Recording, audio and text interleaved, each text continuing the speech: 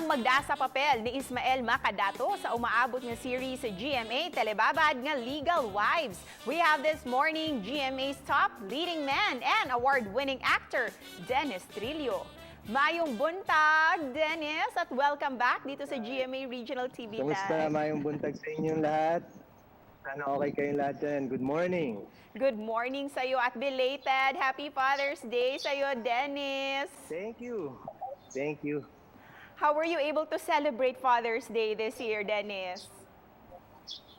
Well, ako naman, basta importante magkakasama lahat ng mga mahal sa buhay. Kahit saan man magpunta or kailan man. Basta, ayun, importante magkakasama ang pamilya.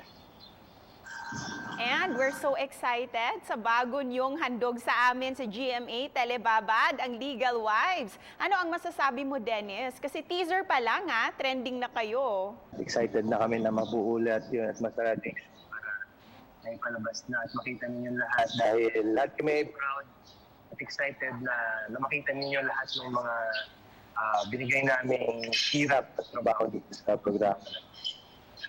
While making this series, what distinct part of the Muslim culture that you really admired the most, Dennis?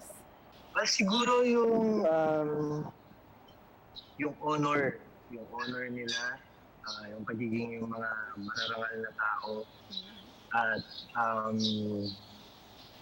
yung kultura rin nila, yung makulay na kultura, yun yung isa sa mga bagay na nagustuhan ko dito. Gusto namin i-share sa lahat para makita naman nila kung anong klaseng kultura meron yung mga kababayan nating Maranao. Through this project, Legal Wives, ano ang gusto niyong matutunan ng mga viewers? Unang-una gusto namin ipakilala yung ating mga kababayan Maranao dahil karamihan sa kanila, mga misunderstood, lalo na pag Muslim.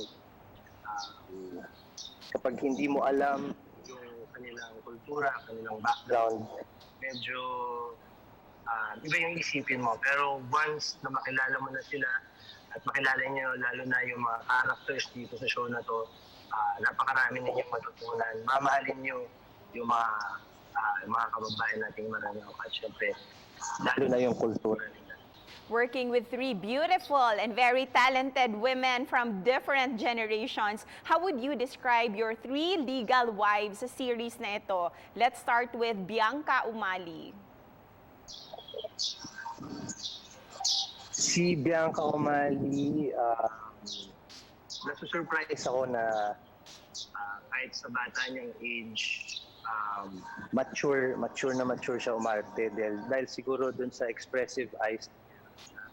Si Miss Andrea Torres naman, ang masasabi ko sa kanya, isa rin siyang seryosong artista. Siguro marami nakikita siya as sexy actress, pero sa likod nun makikita niyo yung professionalism niya bilang isang artista.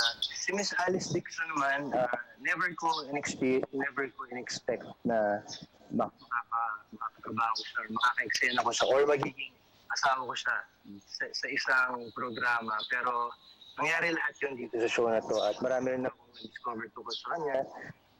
Na-discover ko na sobrang pleasant niya, napaka-bait niya na tao. And it was really nice talking to you this morning, Dennis. Kaya naman, please invite all our kapuso na panoorin ang Legal Wives sa GMA Telebabad.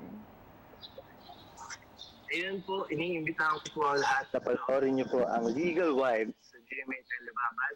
Sana po supportahan ninyo at hindi po kayo magsisisi sa oras na ibibigay ninyo. Maraming salamat. At maraming salamat din sa iyo, Dennis. Ingat ka.